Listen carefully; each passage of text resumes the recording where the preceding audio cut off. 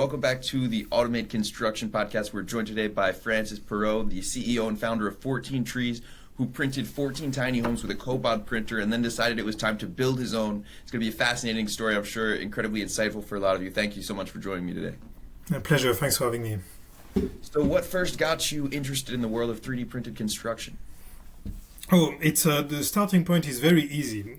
With 14 trees, we were making bricks, green bricks in Malawi, trying to take that technology to scale and to have the maximum impact possible. And we came to the conclusion after a couple of years that even with this technology and unlimited funding, it would be impossible to close the school backlog, which is of more than 40,000 classrooms. It would take more than 70 years with conventional technology. So we went back to the drawing board and thought, okay, what technology could help clear that school backlog within 10 years so that a child who is born today has a chance to go to school before he turns 10. And the only technology which wasn't ready, but that could help to clear that backlog was 3D printing. That's why we picked this technology and that we've been implementing it across Africa since then. So the backlog, I'm imagining, is the labor force? No, the backlog, the number of classrooms that needs to be built in a country like Malawi, 40,000 classrooms. If you use conventional technologies, it would take 70 years. That was our own calculation. Why is that? If you have unlimited funding, what's holding? Is it not enough construction companies? Because there's a certain number of construction companies. Even if you try to multiply by 2 that number of companies by training many people, the simple fact that you build with bricks, like piling up bricks one at a time, takes too much time. So and also is not affordable enough. So that's why we decided, okay, what is the fastest way to build, or that could be the fastest way to build in the coming future? And we came up with the 3D printing concept. Well said. And so when you were building a house in Malawi with bricks, how long was that taking? Couple of months. When you do the excavation, when you build the walls, so roughly it was taking 2 to 3 months, of course, depending on the size of the project. But it's not only the walls that were taking long. The walls were taking very long, but also all the preparation work and the project management was usually very poor. So what I love with 3D printing and more broadly with construction automation is the idea of really digitizing from the design to the execution the work that you're going to do so that you're even more efficient when you are on site with your printer and the software that you use. Yeah, that's so true. But back to the homes in Malawi, what's the finished quality of those? Do they receive electrical and plumbing? Yeah, that really depends. That depends on what the customers want. Today, these are houses that are finished with electrical sockets, with plumbing, with lighting. We are working on putting up solar panels, water harvesting. There's no restriction, so it really depends on the budget of the customer and how we design the project. But we are currently delivering a school for a very large international organization, and we've added water harvesting. We are looking at how we can continue improving, building some shelves within the building. Using our 3D printer for that. So yeah, there's plenty of possibilities in terms of finishing. Yeah, when you get to all that stuff, it's really exciting because so little of it's been explored so far, so it barely scratched the surface of all the possibilities. Yes, and you're fully right. And every time we print, we learn. And we learn and what we can do next in terms of improvements in the ink, in the way we print, in the organization of the job site and the design of those buildings. Maybe also in printing some prefab elements so that you can use the printer even more when you are on site. Every project opens new potential innovations, which is fantastic.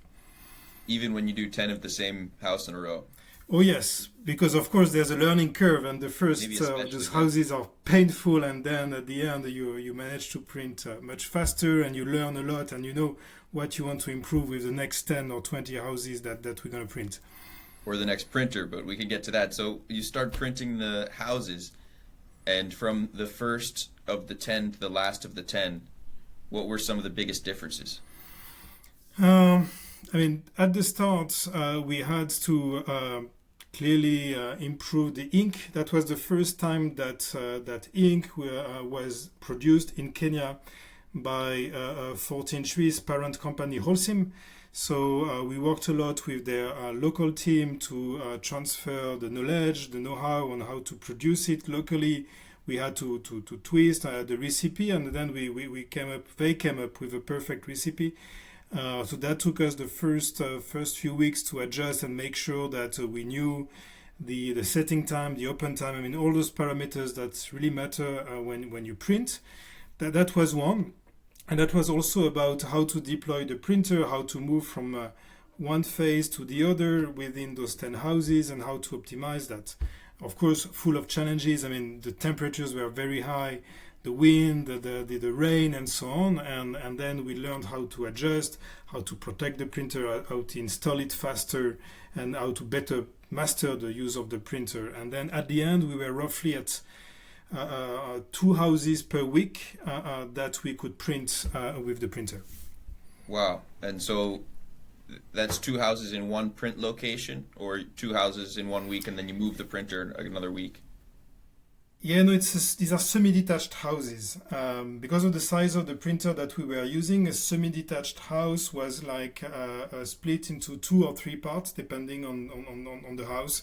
Nice. And then within a week, we could move the printer fast enough and print those phases fast enough to do one block of 2 houses, the walls of one block of 2 houses within a week.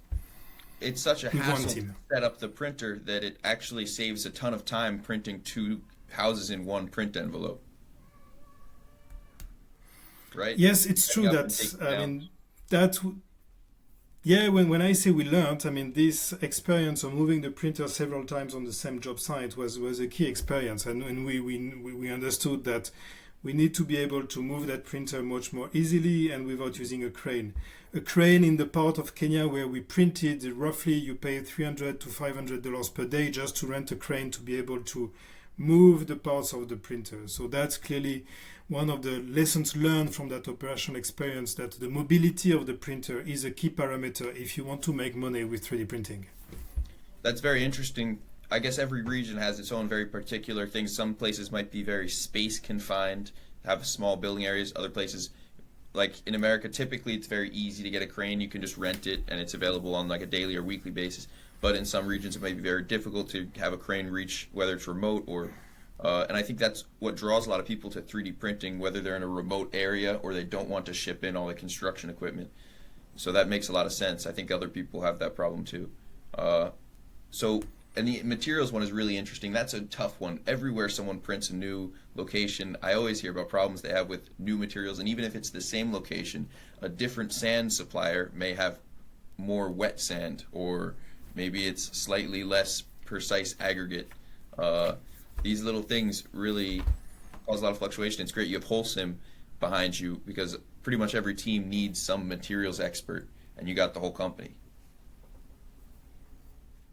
Yeah, no, that's fantastic, and their support was great, and the product itself was great, but it was all about having a consistent quality, producing something. I mean, we use many tons of that ink, and making sure that consistency is there. That was a key thing. So quality control in the production and so on was super key, and they mastered that, and then the end product was great. So when you see all the elements playing out very well, then I mean, and you see the beauty of 3D printing, that's fantastic. It's not always the case. I mean, I'm not saying it's a perfect and it's a dream situation to use a printer today, but clearly when everything works as planned, this is a fantastic technology with a lot of potential. Well, there are a lot of different elements, but I think that it'll be easier for people tomorrow than it was yesterday. So you've got already some of the toughest experience out there, and it's going to be easier for people, easier and easier. So you got access to the Cobod printer. Did you guys buy that printer, or had you rented it? Was it someone else's printer? Yes, we did. You bought it. Yes, and so we bought that printer. The funding is from your parent company, Holcim? Yeah, for the 14 Trees company, the setup is very simple. We have Holcim, which is our main shareholder with 51%, and we have British International Investment, the UK impact investor, for 49%, and they set up the company in 2016. And with that capital, we've been deploying our solutions across Africa. That's really interesting. So you've been at the helm since 2016? Yes, the starting point was the brick manufacturing, the green brick manufacturing in Malawi, and then the turning point was what I mentioned earlier, that it would never be enough to be able to clear the housing and school backlogs in Africa. So that's when we decided to pivot, because moving from bricks to 3D is a big change, and launch our activity in 3D printing. And in last 2 to 3 years, we printed almost 10% of what has been printed globally. So there's almost 20 buildings that we've printed today that are being used by people for not just for testing purposes, but really for commercial purposes. You sound like a real outside-the-box thinker. They tell you to build houses with bricks, and you say, wait, no, there's a machine that can do it with automation. And then you start using the machine with automation. You say, we don't need to use this machine. We can make our own machine. Yeah, because what drives us is very simple. It's we are a business with a mission. So the business, the profitability means a lot, and the mission, succeeding on delivering on our mission means a lot. And simply with the bricks, we could not deliver on our target, which was to be able to roll out a green construction technology. That wasn't working fast enough or at scale. So that's why we pivoted. And what you mentioned about the launch of our own printer, this is also the business aspect of what we are doing. We need a technology that is profitable, otherwise the scale will not be achievable. And we need scale. That industry needs scale. This is what we are trying to achieve.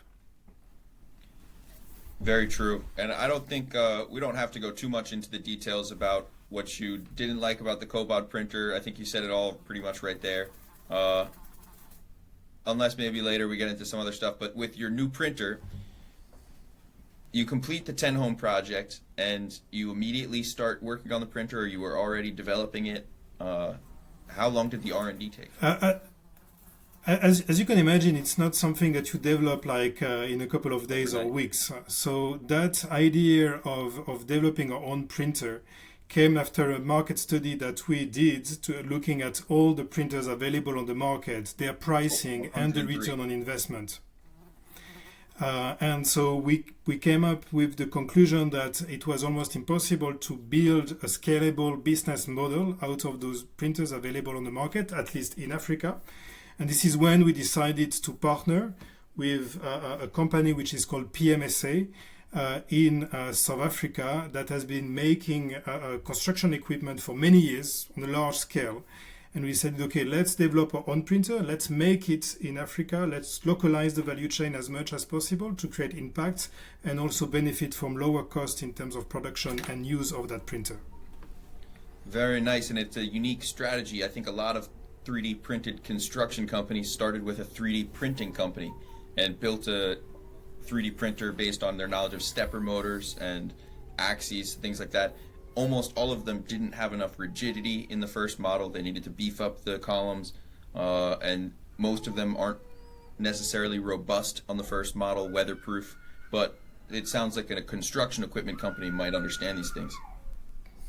Yeah, actually, we started with a white page. I mean, we started with what we wanted to develop with, but we started really with a white page. And the first thing that we decided was to use aluminium instead of steel. For one reason, one criteria that we set from the start is that we want that printer to be mobile and easy to mount without a crane. So that we knew would have a huge effect on the profitability of the use of that printer. So that was the starting point, and from that then we designed the rest of the printer and how to work with a printer that would be more flexible, maybe bending a bit more, but we invented a couple of things around that makes it a great product.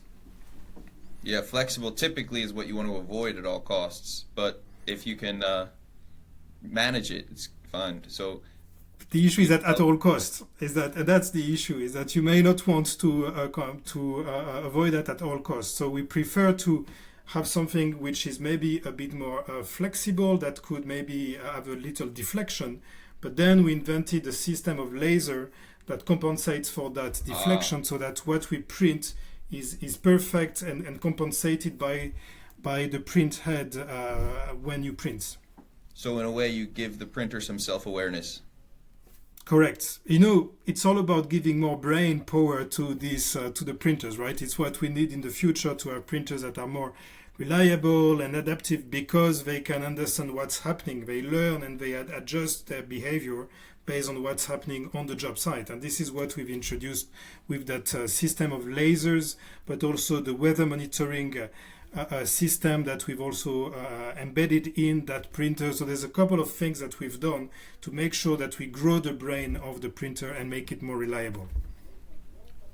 Yeah, that's circles back to what you mentioned earlier about the digitalization. And in the beginning, it can seem difficult implementing it on the first step. Maybe the first step would be easier without the digitalization because you could just print it, not worry about all the numbers and data and stuff. It's already hard to begin with, but once you get that digitalization step, now you can start layering on these added benefits, the extra data, the weather data, the laser data, and start benefiting from all that stuff. Yeah, there's one reason behind that. It's quality control. And this is what this industry will need to develop because we see the norms coming up, right? We see it's slow. We would prefer to see more construction codes being open to this technology, but it's at the same time we need to recognize that there will be a need for better quality and also better consistency in that quality. So generating data, capturing those data, being able to analyze it, produce reports that confirm the quality of what you've printed is key. And that's what we've designed and included in the printer for having that requirement for quality control in mind. That's smart because there's not really good quality control measures in the current permitting system. There's no really good existing standards for 3D printed concrete. But today there are standards and that will be all about, or a lot will be about quality control, just to make sure that, because the material itself is quite common. We print with concrete at the moment, or mortar, but it's basically a concrete with the specs of a concrete. So the industry knows that very well, that concrete material. So it's more about how you position those layers and how you use them and how it's printed.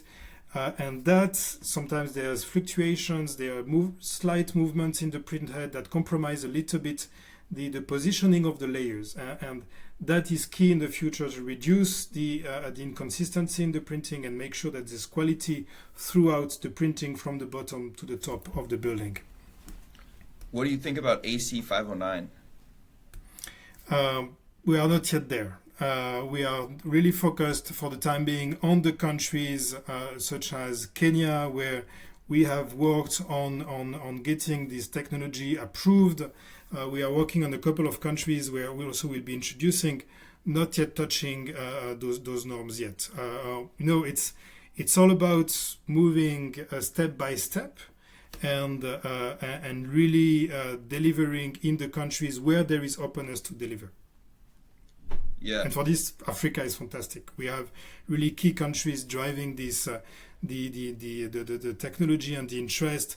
South Africa is one of them. Kenya is also one of them. There's very much appetite in Nigeria as well. So these are key countries to grow our experience in that field. Absolutely. And I was just referencing AC 509 isn't a mandatory standard. Some groups use it in America, but it seems like the groups that don't use it are able to achieve the projects faster sometimes since it's just a bunch of red tape. But anyway, you've got the new printer going, and are you doing a new building with it soon? Yes, that's the objective, to be using it for real projects in the coming months. So we'll be making some announcements later this year. But yes, the objective is to use it to really measure what we do, to learn from what we are doing and continue improving it. It's every day you can improve your printer and come up with a better solution. And that's what we're going to do, continue to improve it. Absolutely. So the Cobod printer, what happens to that now? We'll continue using it. I mean, it's a great product. We've Nice. built things that are fantastic, and if you visit those buildings, you will see that they are very good quality. We are super proud of what we built, and we'll keep on using the printer as much as we can. That's good to hear, that it's not being discarded and you still it's still a worthwhile tool for you to continue operating. I mean, there's demand for many buildings. We could not afford just to decline and say no, sorry, we only want to use our printer. No, that's not possible. There are many buildings that are needed, and we will use all the printers that we have to be able to deliver projects and continue learning. Yes. But I guess you did the business case and you can build the next one cheaper than you can buy it, or at some point it just makes more sense at scale for you to build them yourself. Yes, that's what we found out is that I mean our printer is. I'm not speaking only about one company, but about many other printers that are on the market. Roughly is 30% cheaper than what is available today on the market, but still complying with the same US and EU standards in terms of norms for production equipment. So yes, that's a very competitive product in terms of investment and in terms of use. And there's a lot also around the use, the cost of using that printer that we want to demonstrate, because we think this is also where that printer will make a huge difference. The crane aspect that will not be needed is just one example, but there are many other features that will contribute to lower the cost of use of that printer, and in the end to the cost per square meter of those buildings. Yeah, for sure. One of the pesky costs, I don't know if anyone has ever managed to eliminate, is the rotor stator, unless you're mixing your material by hand.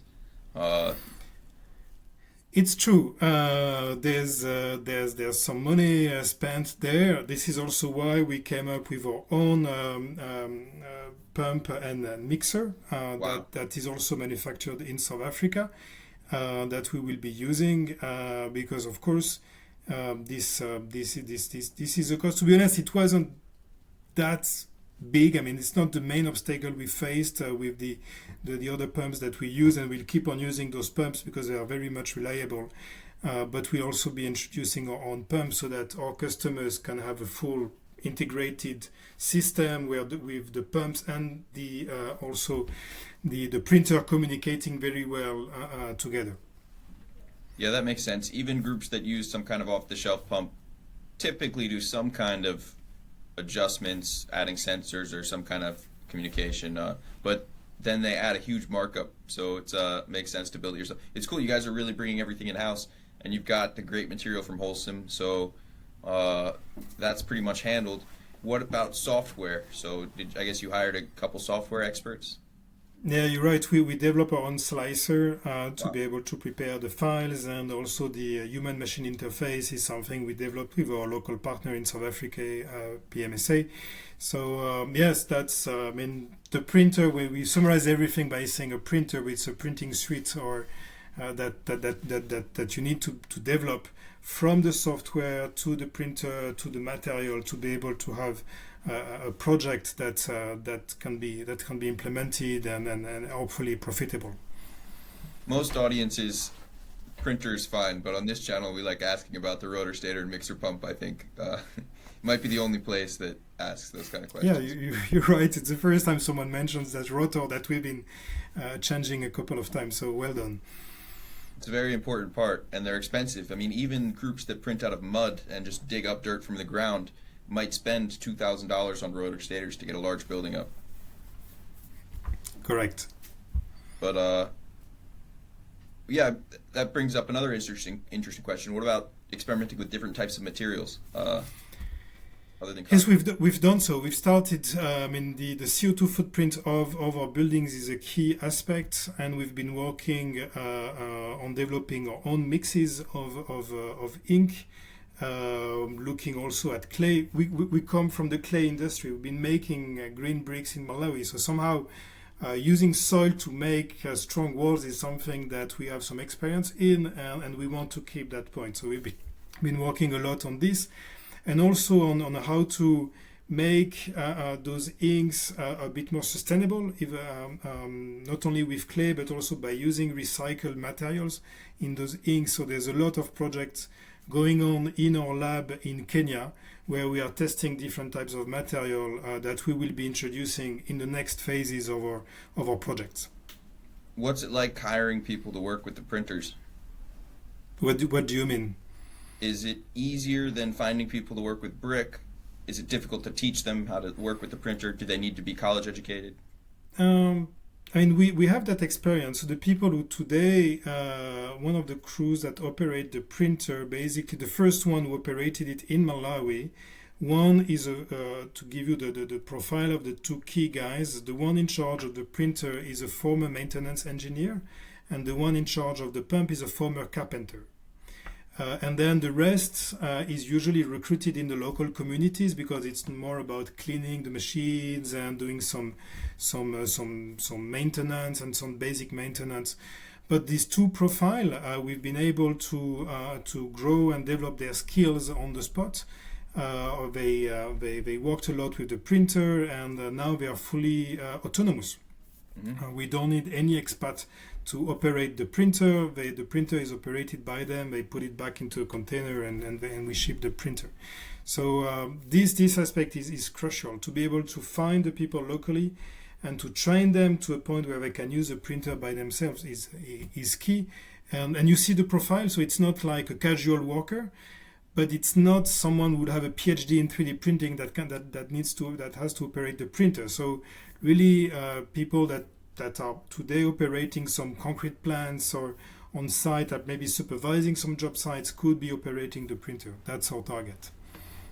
Yeah, just people who are willing to work hard and willing to learn, right? Yes, clearly, because it's tough. It's a lot of learning. It's something totally new, but the level of excitement is always very high. People are very excited to use a printer to manipulate the tablet and so on. So it's nice. It's like driving a very nice car. It's always a nice experience, and that's the same with printers. Yeah, that's a good way to say it. It takes a lot of confidence too to do it right, because the printer keeps going, and it's not like a construction job where you can put the brick down and smoke a cigarette. The machine just keeps laying concrete, and if you want to stop, you need to go through the whole cleaning process first. It's true that the level of attention has to be high from the start to the end. Hopefully, the brain of the printer is also the capacity of the printer to react, to adapt, to give you signals, send you information about what's happening on the job site. This is increasing. And as we progress in our journey and with the development of our technology, that will make the life of the printer operator easier. And there's a lot already that we've introduced to help the printer operator make the right decisions, but that will continue to improve over time. It sounds like you're very mission focused, and you have an important goal of providing housing in areas that really need it badly.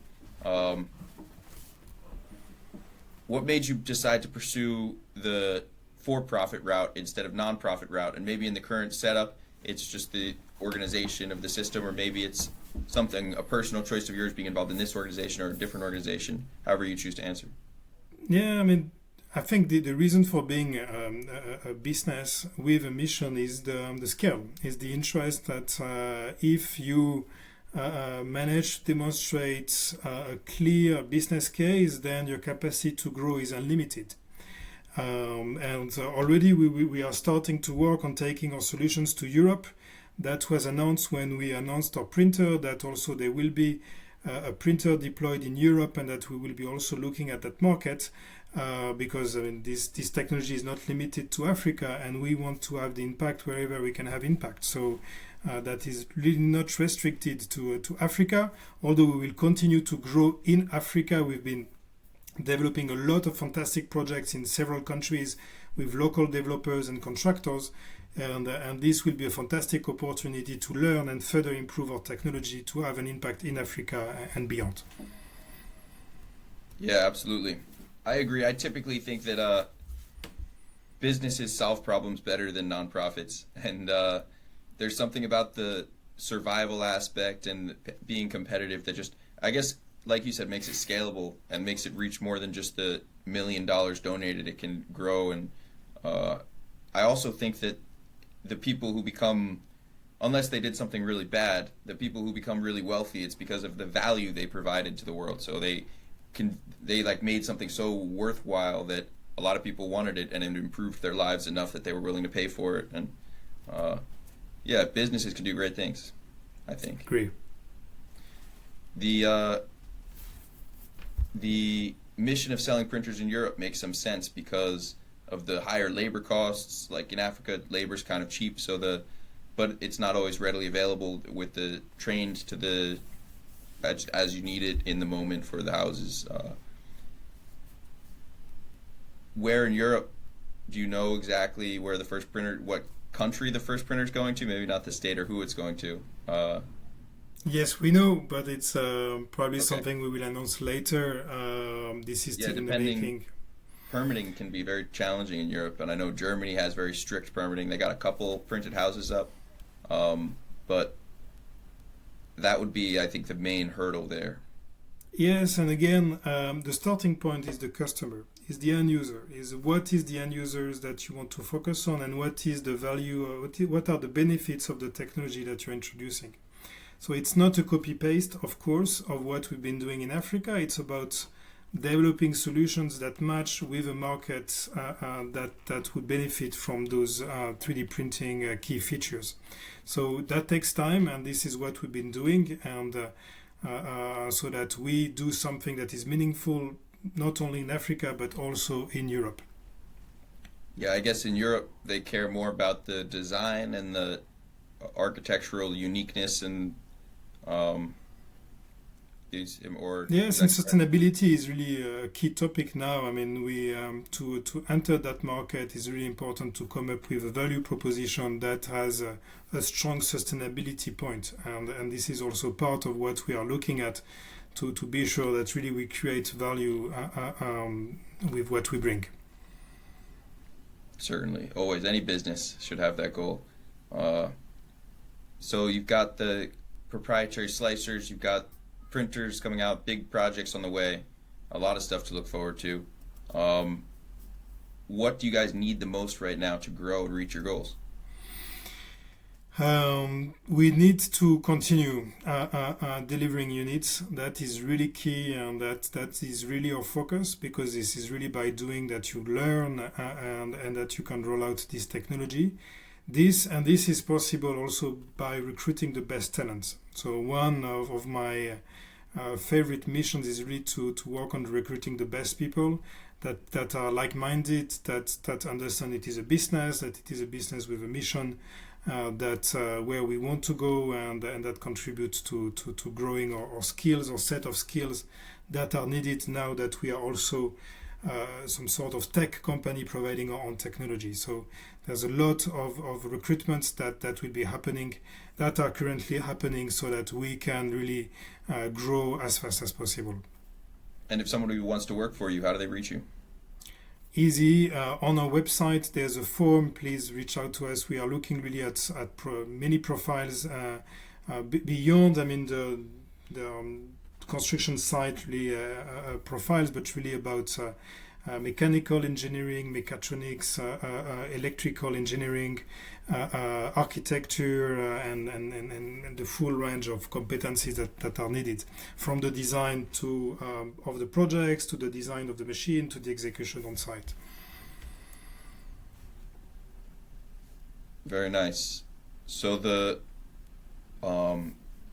units you mentioned, pushing out housing units or pushing out more printer units? Because it's the first printer you built, so are you going to make a second printer before you build the house, or you want to print the house first to see what changes you might want to make? I don't know which one will come first, but what we want is to use the printer to build more units. It can be schools, it can be homes, it can be other things, but we need to use the printer, which is what we're going to do. And if you remember the Mvule Gardens project in Kenya that we announced, we've built only one phase out of 10 units out of 52 units. And as I said, every time we launch a new phase, there will be new things being tested, new innovations being tested to reduce the cost per square meter and to increase the sustainability of the end product. So using our printer for that project is natural second step, next phase for that project. One of the differences was maybe the aggregate size in those 10 units. One of them was using a small and one used a larger aggregate, or? No, the recipe, the size of the aggregates has remained constant across these 10 units. Was that your question, Jared? It was my question. I'm trying to think, what were some of the differences between the 10 units? I can't remember what I thought there was something quite different about the first one, and then you did the second one. There's other ones differently. Were any of them built by hand nearby? No, no, no, no. The material has remained the same. The design has remained the same. It's just us who learned a lot, and so that we increase the output on a weekly basis. So otherwise, yeah, we kept the parameters stable. Same ink, same design, same printer throughout those 10 units. It's for the Did you next use phase that we will the be batch introducing. plant mixer that Cobot has? Sorry? Did you use their batch plant mixer? No, no, no. We use the MTech pump that we've been using from the start. Mhm. And now you've built your own pump. So the designs, you guys have an in-house architect, or where do you find 3D models? We have both in-house and external architects. For that project, we partnered with Mass Design Group, which is a very famous American and African architecture firm. They did fantastic work from their office in Rwanda across Africa.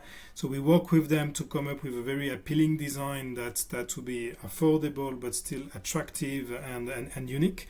So we work with them. We also have architects in-house, those who can really fix the small details and work with the contractors that we work with to make sure that the finishing is perfect and that all the tests are conducted and so on. So yeah, we have both in-house and external architects. Yeah, that makes a lot of sense, especially because you're training up your in-house architects. They're getting, I mean, at a certain point, there's only so many printed buildings in the world. In a couple of years, they'll have designed like almost more than anyone else. Yes, not to mention parametric models that are coming up and that will also help to design projects much faster, and that's also something very exciting. We're inching closer and closer to the topic of AI. Does that have any place here? Yes, yes, it does in particular because you have raw materials are usually inconsistent in terms of specs. You may be humidity or size or whatever. I mean, there is these variations, and AI can be useful for that. How the printer should react when the aggregates come up very dry or very wet. How do you adjust the recipe based on that point? That is where AI could provide some elements of answer. Definitely. So yeah, and that will grow the brain of the printer, as we said from the start. That is really a key aspect to make those printer much more capable of adapting their behavior depending on what's happening on the job site. So AI will be key for that. Yeah, I guess another way to look at that is the AI is the brain, and the other sensors you're adding are the eyes, ears, nose, mouth. Yeah, it's a good image. You're right. The builds a smart printer, good-looking printer, hopefully. So it's a great plan, big market. Africa seems fairly uncontested. There's not a lot of printers manufactured in Africa, whereas America, Europe both have a ton of competitors. But it could change quickly. I mean, the moment people see that there is a profitable business case, that investing in a printer is not just to shine with a one-off project, but it's really to recoup an investment and be able to deliver units that can be sold on the market at a profit, then there will be many more printers being deployed in Africa. But that demonstration is key. Sorry? That's what everybody's looking for. The ROI with the printer, and that's the one thing I've yet to see in all my travels visiting all the groups. Nobody's ever shown me a compelling ROI analysis.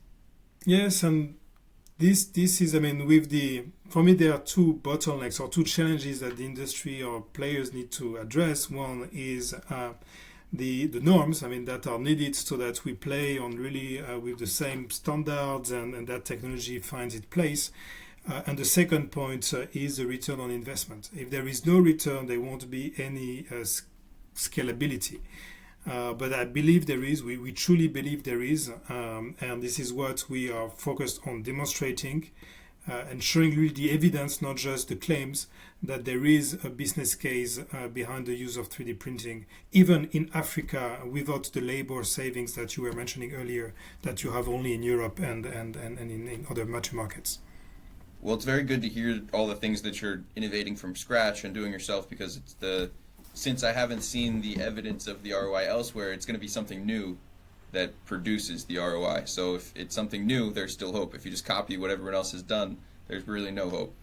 Y- Yes, and that's why being involved in the construction, like we are today, is super interesting because all the hidden costs that usually don't appear on some presentations, then you face them because you have to pay for those costs as a contractor or as a construction company.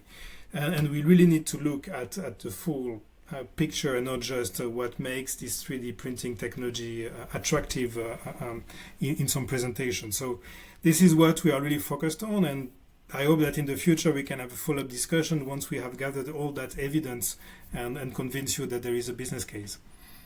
Yeah, I mean, that's what makes the industry so exciting and what gets so many people involved is the hope that and the goal that construction can become cheaper one day and that there's going to be some technological solution where robots enter the job site and people's jobs become easier. It's not like a bold prediction. We've seen it in every industry since the beginning of time. It's like something obvious at this point. It's just a matter of when, hopefully in our lifetimes. I think so. Yeah, so you spent a lot of years at Holcim. What made you stick at one company for so long? Um, yes, you're right. I've been with Holcim for 17 years almost.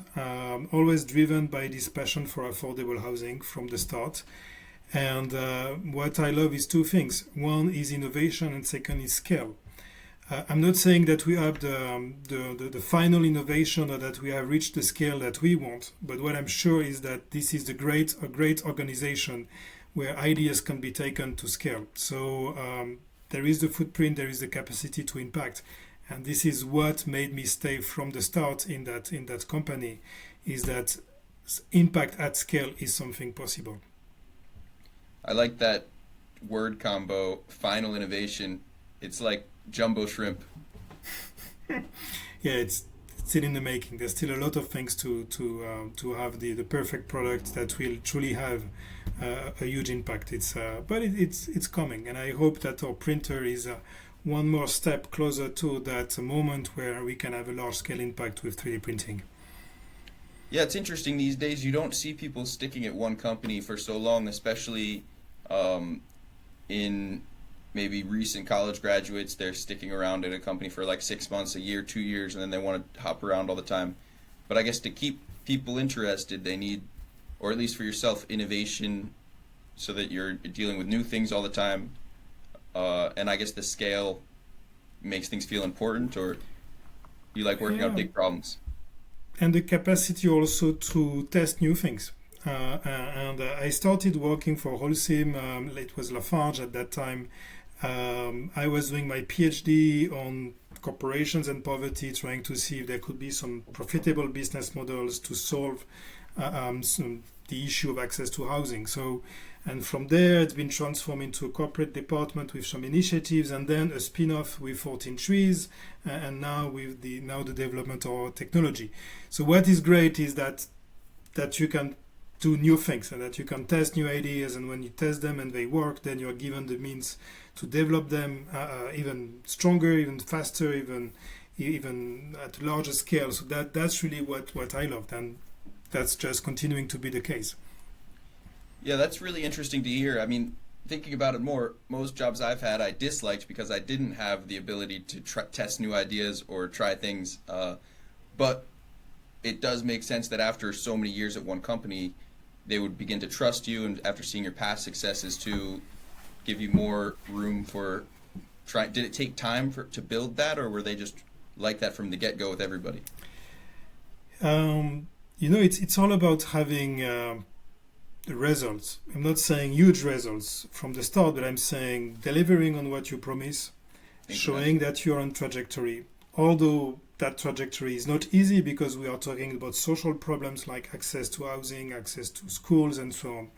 And but still, being able to say, okay, we're going to do this, we're going to deliver that within that budget, and being able to do this is, I think, a key element. And then you build trust.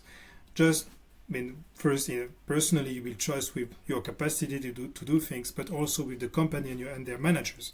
And the moment they see that yes, you deliver on what you said you would deliver, then of course you can always grow and try to do bigger things. But sometimes we think about the relationship with a company like, okay, what I'm going to get, but there's a lot of give and take. It's also about how you give back and show that yes, you're managing well the resources of the company and doing your best to deliver some tough results.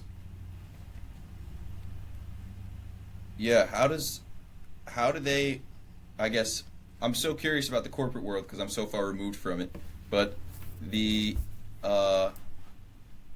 it's hard, I imagine, getting appropriate recognition for things. Some people will work really hard on something and it will go kind of to the wayside, or maybe people won't attribute, it gets attributed to the manager instead of the guy who worked really hard on the thing forever. How does that affect the workplace environment? I don't know. I don't really have that feeling, to be honest. That's After good. many years with Holcim, people know who's doing what, who's behind an initiative, who's driving it, who's pushing for it, like really committing himself or herself to the success of an initiative. So yes, yeah, I don't see that as really a problem. And of Healthy course, organization then. sorry, not It's a at least healthy not within Holcim or within Lafarge before. Um, it's more, I think, a question of really being committed and showing, okay, this is what I want to work on, this is the challenge I want to address, and trying to embark people, trying to build a bridge with people who are thinking differently. I had that at the start when I was in charge of affordable housing for Lafarge and Holcim afterwards.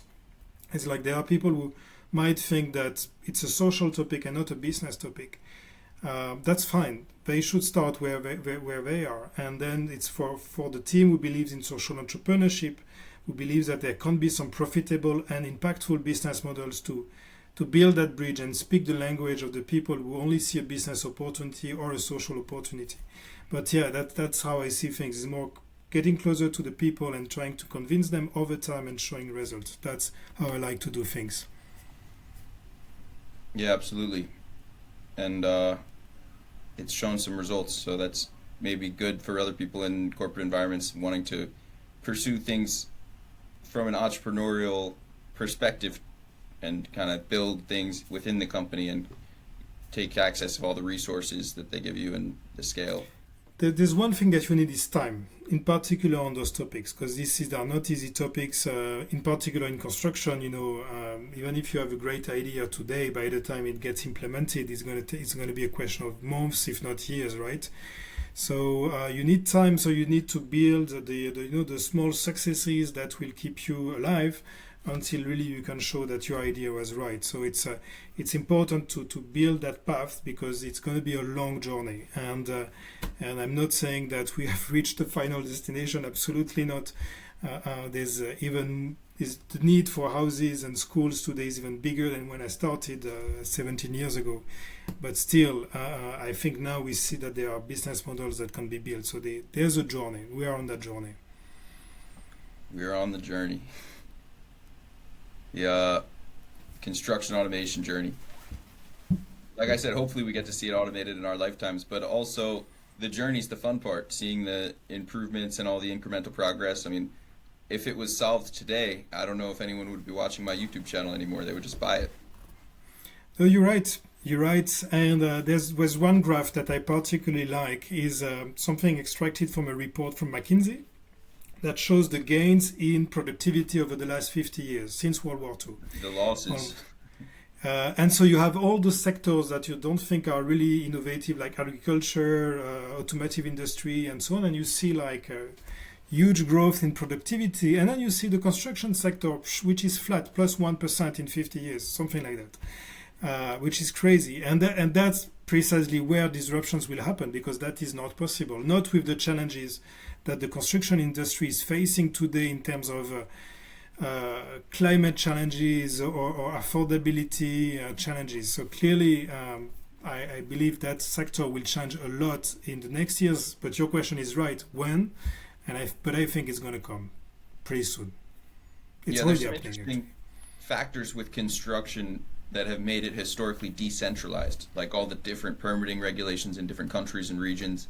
And we're even seeing that in the printers with so many printers, but some people say it's like the car manufacturers, where there used to be 6,000 car manufacturers 50 years ago, and today there's like 6 big car manufacturers.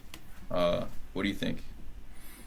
Yeah, I mean, what is true with construction, and that's someone in my team whose name is Freddie, who's our head of R&D, who likes to say that, is that you only have one chance in construction, is that every building is unique, and if you mess up with that building, then you scrub the whole thing, so you have to redo it entirely. Well, in many other industry, you can, you can make more errors, while in the construction, there's no error possible.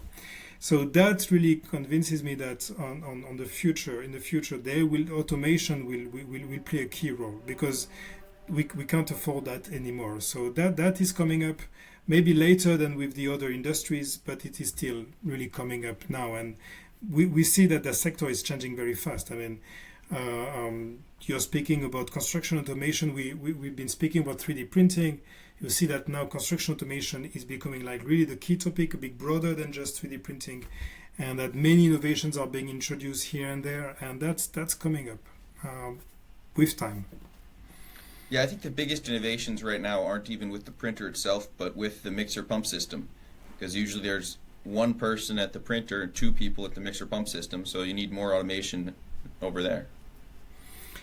Yes, I mean, and this is the beauty of material science, is that there's a lot that can be done with those materials, including cement, including admixtures, and so on.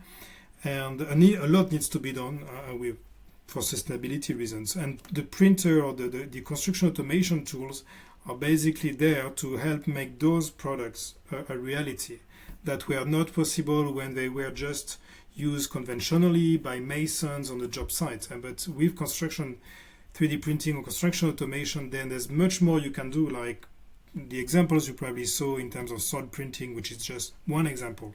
There's much more coming up, and that will contribute to make construction more sustainable, which is great. Mm-hmm. What were some of the things that you weren't expecting before you were printing, and then after you got the system there, spitting concrete out, you realized? I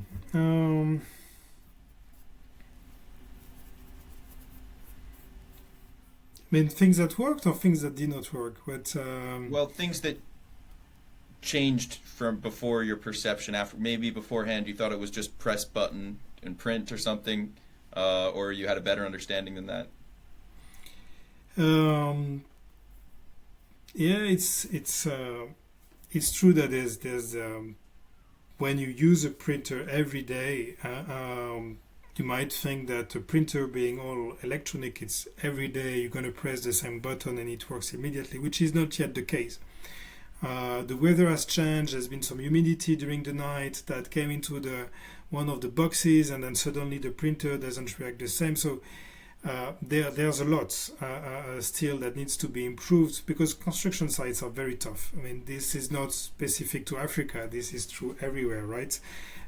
So those printers need to gain in reliability, in performance, and that probably is something that I had underestimated. Is that this is really much more sensitive than what we thought, but that can be improved. There's a lot of things that are being done, and we did also with our new printer. We really optimized the way the printer is designed to resist the weather conditions and be able to provide consistency in the printing. So yeah, being able to react every day and to rethink your print strategy every day, because there are many things that with the printer or even with the ink have changed. That's something we learned, and hopefully we manage to have that more under control, so that it makes the printing something a bit more like heaven, which wasn't every day the case, to be honest. It's a good final innovation to reach, when printing is like heaven. Yes, heaven for the guys who operate the printer, and heaven for those who going to live in those buildings. On that part, to be honest, the quality of what we've printed is great. So living in those buildings, I hope one day you can visit those units in Kenya. I like the feedback. So one other thing that I wasn't expecting is the wow effect of the people entering. I knew they would be happy because it is concrete and because it looks strong. But the pleasure that people have with those houses, this is really something I had probably a bit underestimated. And really, it's the feedback from the market, from the people who are buying those houses is super positive. So that's on the positive note, that's really something I like. That's great. And so what's the part they like, the structural security of it, the design, or the what do they enjoy? It's always a knock test. That's what people do everywhere in the world. Is like, okay, how strong is that wall? And so with the way we print and with the material we use, clearly, this is concrete. Okay, maybe the volumes of material is reduced and so on, but still, it's still very, very strong, very solid, and reliable. And they like that. So that's really great. And they're all pretty close. It looks like a nice, tight little community there. Yes, of course. Of course, we designed a community with some playgrounds and so on. So we made sure that those units are appealing and that the technology as such is not the topic. People are not buying a technology. The end user is not buying a technology. You don't buy a house because it's 3D printed. You buy a house because you like that house. And this is what we try to really achieve, is that when they see the houses, they find them so beautiful and so comfortable and so affordable that they don't think about, okay, what's the technology really behind? What matters is the end product and the specs of that end product. Yeah. So none of them said that they love the house because they feel like they're part of the future. Yeah, you can have this type of feedback maybe from developers who want to market it this way, but it's for the market segment we serve in Africa, this is not really the feedback from people. And it's more about the house, the security, the roof over your head in the rain. Correct. What I was something that surprised us is there's always this choice of whether you want to keep the ribs when you print or whether you want to have a flat wall. And so far, the feedback we've had is that people want to keep the ribs, and now I know why, because they like the aesthetic aspect. They want to show that it's printed and so on. I was expecting exactly the opposite, that people would prefer to have walls that are perfectly, smooth and flat and so on. That you would not see that it's printed like some of the first units we did. No, that's not the case. Most of the buildings that we do now, people want to see the ribs. So the 10 that you printed, are those all smooth? Yes. No, ribs. All ribs. Yeah. I will share the photos and videos with you. You will see the nice ribs that which are perfect in terms of shape, and but still people want to see them. Yeah, it's really nice when teams are able to achieve really consistent layers. It's really difficult too. A lot of times it looks like spaghetti. Yes, and this is why quality control will be important. It's not just for aesthetic reason, but it's also to make sure that what's behind is structurally sound. So that's super important, and that will matter more and more in the future. From what I've heard, the ugly ones are structurally secure too. Even some that are like really messy looking, as long as they're all wet when the layer goes down, you can slice through and it's monolithic. Yes, but the issue is that when you have those variations, then you don't know when there is a structural failure in your building, and that's when the risk can come. And that's why it's important to have perfect layers, to have perfect laser systems to control the variations, to make sure that you print perfectly the right width and height for that layer, and that has to be controlled and captured and reported afterwards. That's really a strong conviction we have that will build confidence between the contractor and the developer and the end user. That is key. Yeah, that seems better. I agree. So you got the website for people who want to apply to work with you guys. You're not doing any kind of fundraising or anything, right? This is part of the topics we are looking at. Hopefully, we are backed up by two large investors, Holcim and British International Investment. But of course, the question of how we grow, how fast we can grow and what is the model to grow as fast as possible is a topic of discussion. Yeah, sounds interesting. You're always open to creative solutions. Yes, I mean, what matters is again how we answer to the one question that you had is how do we take this technology to scale as fast as possible, and it's about having the right partners. Maybe shareholders or contractors, developers. This is important to be surrounded by the people who will be contributing a lot to the growth of your company and the industry more largely. What do you think about outer space? What is that? A lot of 3D printing companies have ambitions to print on Mars or the moon. Yes, I mean, so that we clarified from the start that we want to have an impact on the people who live on this planet. There's many people on this planet that can benefit. So I understand the rationale and I see the benefit of also working on these very extreme cases on the moon and Mars and so on. But to be honest, we have our feet on the ground and we are really focused on trying to solve the many social and environmental challenges that we are facing in Africa in particular, but in many places in this world. I feel the same way, and I like filming videos in person when I can, and I don't want to go to the moon, so we'll keep it about Earth.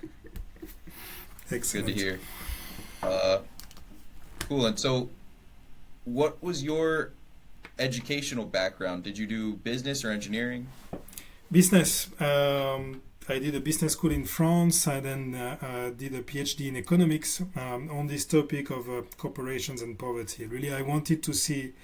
I didn't want to go into politics. It took me some time to decide not to enter that crazy world. Same for the NGO world. And I thought, okay, how can we use business as a force of change? And after coming back from the US, where I studied at the end of my business school program, I came back with this idea of working on, at that time it was called the base of the pyramid, trying to see how companies, and in particular very large companies, can help solve some of our social problems, sustainability and social problems. And this is when I contacted Lafarge to try to work with them on this topic of affordable housing. So really always focused on the intersection between social issues, societal issues, and business. That's been my passion for years. When you say the base of the pyramid, what is the pyramid?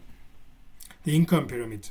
That's there was a thinker in the years 2000 whose name was C.K. Prahalad, Indian thinker who came with this concept that multinational corporations could have a huge impact by introducing new products targeting the low-income segment. And that's what I thought, and that's what we tried, and we've been trying since then with what we've been doing on affordable housing. No later than last week, I was in the Philippines with my colleagues from Holcim to see in some specific informal settlements what we could do to improve the housing conditions of those people. So it's a journey. We've been doing fantastic things. Some years we're impacting up to 1 million people, so really interesting and exciting things. But it's still very much a challenge to provide housing to the majority. This is a challenge, but also something very exciting. Yeah, and it's really important. Another pyramid I was thinking of was Maslow's hierarchy of needs, which is like food, shelter, so self-actualization, and so you're also helping them climb up that pyramid. Instead of worrying about where they're going to sleep at night, people can start to worry about bigger problems like where they're going to go to school. And now they have a nice 14 trees printed school that their kids can go to. So now their kids are worried about self-actualization instead of where they're going to eat breakfast or something like that. So it really helps not just those people, but the communities around them when they have access to smarter labor, and then maybe they come up with some innovations that then benefit even more people. Yes, I mean, I've started, as I said, in the affordable housing sector, and so printing schools was something new to me, and I loved it. If you see the community gathering around the printer, praying around the printer just to make sure that we finish their building and that in spite of all the challenges we continue printing, and being so happy that the building is completed and so on. That is really a source of energy for all the challenges you might face, and all the, all the daily challenges that we face. But really, that's an exciting thing, because when you build a school, you impact 50 families and the future of even more people. So it's really truly exciting.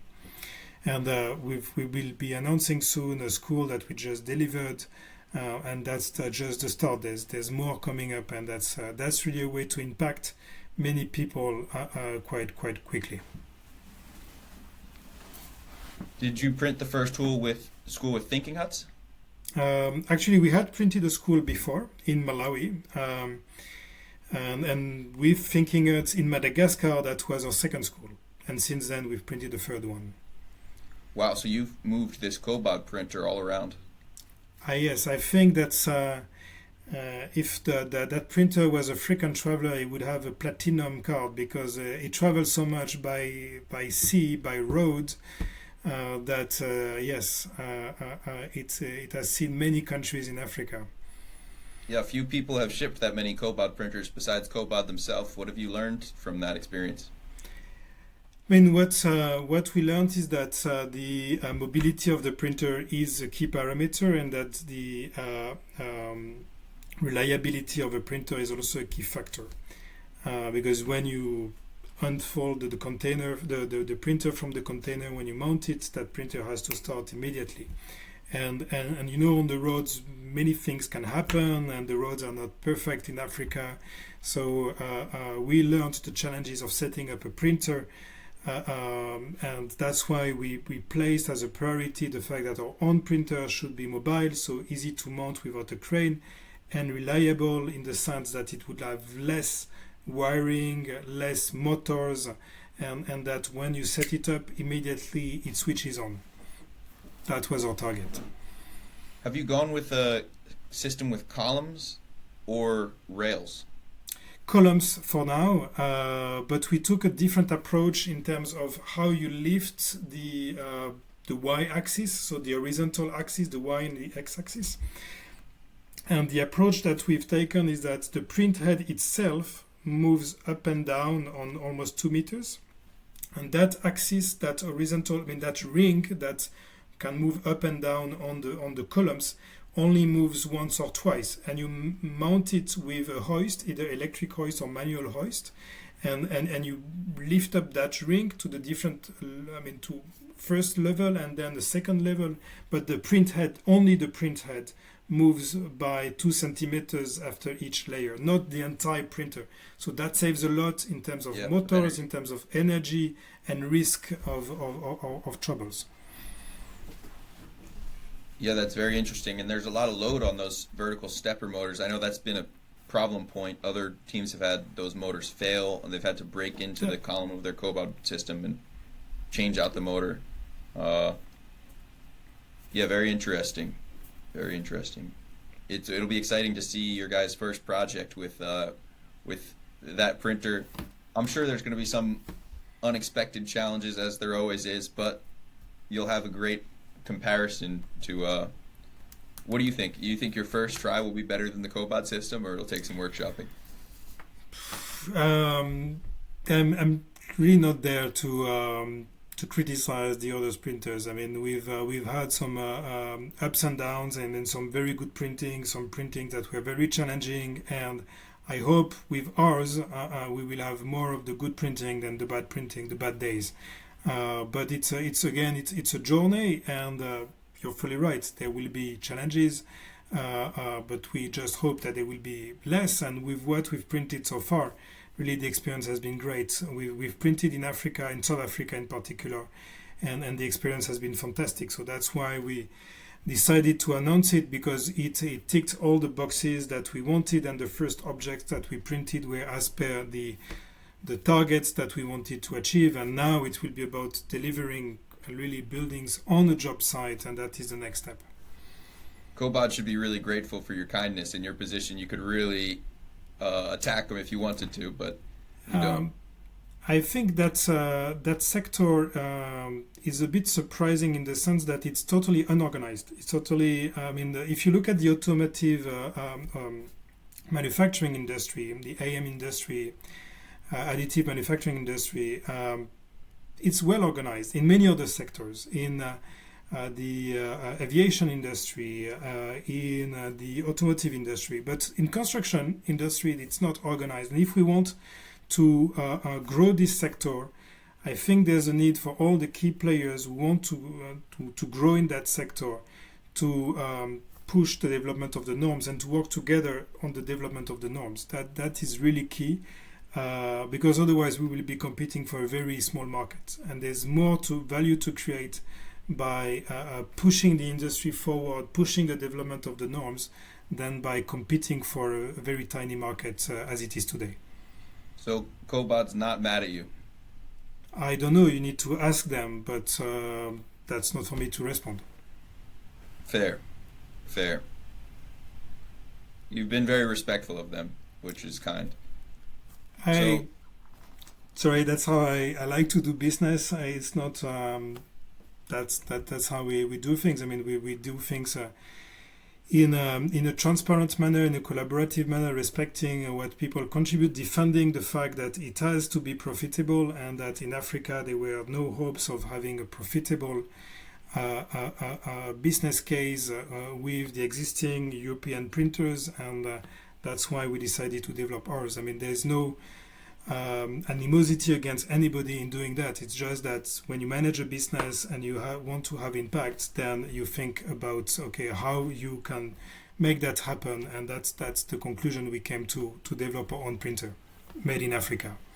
Yeah, I agree with you overall that construction is kind of disorganized, but I imagine at Wholesome, at the material mixing batch plant, they have a high level of organization, right? Yes, I mean there's a team of researchers working in the Wholesome Innovation Center on the development of the new inks, and that's fantastic. I mean, what is possible with 3D printing is just great, and that's just the start. So yes, we are working a lot on this topic, and Wholesome is really present in many projects that are using construction 3D printing, and I have the impression it's just the start. Yeah, I guess once you get all the little pieces organized individually, then you can put them together and try to start organizing that. Yes, but it's great that they lead the search on new materials, and on our side we are really trying to come up with very good printers that can be used to build a strong business case, and that's really synergetic. So as the captain of the ship, you're constantly looking for the big problems that need to be solved and putting someone in that position so they can try to solve it, whether it's a materials expert, a software person. Have you personally had to dive into any of these things and learn more to figure out what the problem was, or do you have a lot of trust in your people? So it's all about the management style of individuals, and mine is really to go in the details and try to understand, still to work with the experts, to work with the people who are in charge of those topics, but to understand what's happening and be able to solve those problems with the team as quickly as possible. And you said it earlier when you spoke about the sense of urgency when you develop a startup, and that's really what we need to keep, again, to grow as fast as possible and to have the impacts as soon as possible. That sense of urgency is key, and that doesn't work with someone who is not involved into the daily operations and the challenges that the team face. It's for the teams to solve them, but you need to be there and to with them solve those issues and move as fast as possible. Is there anything really unexpected you had to learn? Something unexpected I had to learn. No, I mean, this is what I learned is that there is really some young, talented people who are coming up on this market, full of passion for this construction automation industry. That they are trained in many different universities, including some in South Africa. We managed to recruit some of them in our teams, and there is passion. And to work with people who are passionate about this topic, we've built their careers and their studies around this topic. Is really fascinating. And back to the when question that you had, that shows that change is coming up very soon, because there's really now a lot of experts who know how to take this technology further, and that's really a great opportunity to get to work with those excited people about the technology. Yeah, it's true. There's all those university programs. The talent pool is expanding faster than ever before. Like those weren't there 5 years ago, 10 years ago. At least certainly not at their current capacity. And it's really great seeing the industry exploding, it seems, in terms of the number of projects, the number of groups, the number of materials, and everything. It seems to be growing. They're figuring stuff out fast, so hopefully we'll see a solution soon. But you never know. Certainly not easy, but it's fun watching. I agree. And watching and being part of it, because you're part of it as well, and that's really cool. Cool industry, because there's a lot that can be done, and that's exciting. Sometimes I get to clean a mixer or two. You're right. Is there anything we missed? No, I think we covered pretty much. We covered a lot. We spoke about our Iroko printer. We spoke about the projects we delivered, where we want to take this industry or contribute to take this industry to. That's great. I have one new question. Maybe I'll make this a regular one.